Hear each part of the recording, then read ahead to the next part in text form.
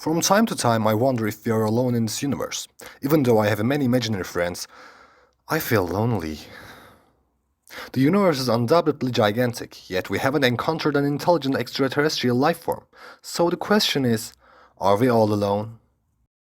This is such a tough question to answer because we need to define what life is in the first place. What can be considered alive? There might be a highly advanced, intelligent, let's say, methane-based life forms swaying around with their cutting-edge scooters in interstellar highways. Or maybe there are some smart creatures which are evolved on silicon base.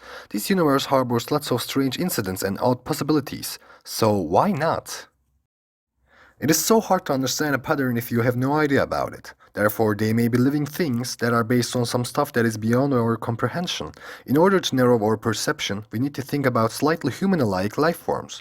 They ought to have a blue marble-like planet like we have, a bright kawaii star like our sun, they have to have a stable position in the galaxy, they have to love animes, and they have to declare wars against each other for a piece of paper they created in the first place. At this point, a scientist named Dr. Frank Drake steps on the podium. There is an equation named after him to calculate the amount of civilization in our precious Milky Way. Even though there is no way to know the real answer right now because the result is just an estimation, this equation acts as a simulation and gives us a perspective. The equation looks like this, where n means the amount of super smart alien boys who can communicate with us with the help of radio waves, r0 means the average rate of star formation, fp means the fraction of those stars that have planets, and e means the average number of planets which can support life, f1 means the fraction of planets which really let the life develop on, fi means the fraction of planets on which life go literally smart, fc means the fraction of the intelligent aliens who managed to build a system to communicate with other smarties. And finally, Al means a super intelligent detective who had great potential but a bad posture. He was wasted. Alright, no. Yes, that was right but irrelevant. L means the length of time for which such civilizations release detectable signals into space. If we use some values for each variable in the equation, we can get an estimation. In the original evaluation, the range of results was 100 to 100 million. According to that, we don't seem like we are that alone, right? However, there might be many other factors that can affect. Those weirdos can get suicidal, for example. They may invent mass killer weapons before telescopes and other milestone scientific tools. They may poison themselves with hentai, for example. In the worst case, they might be so addicted to furries that the universe doesn't even interest them.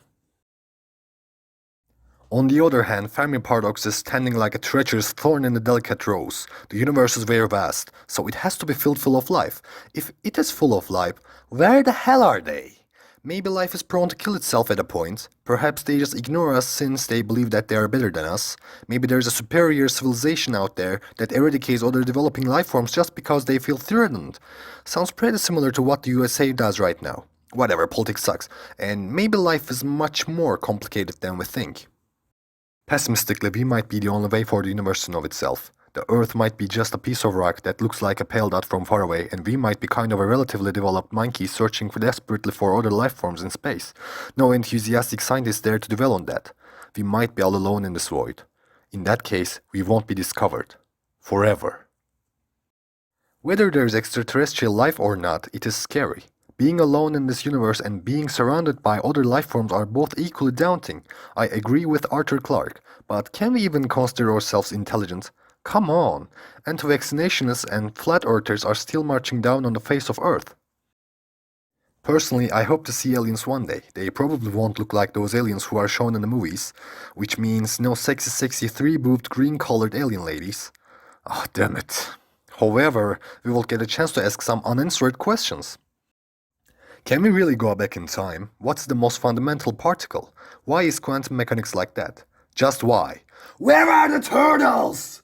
What exactly is energy? Why is Gamora? What's the meaning of life? Does Marcellus Wallace look like a bitch? Except you and we, is there life out there? Do red and green Legos taste the same? Have you managed to cure depression?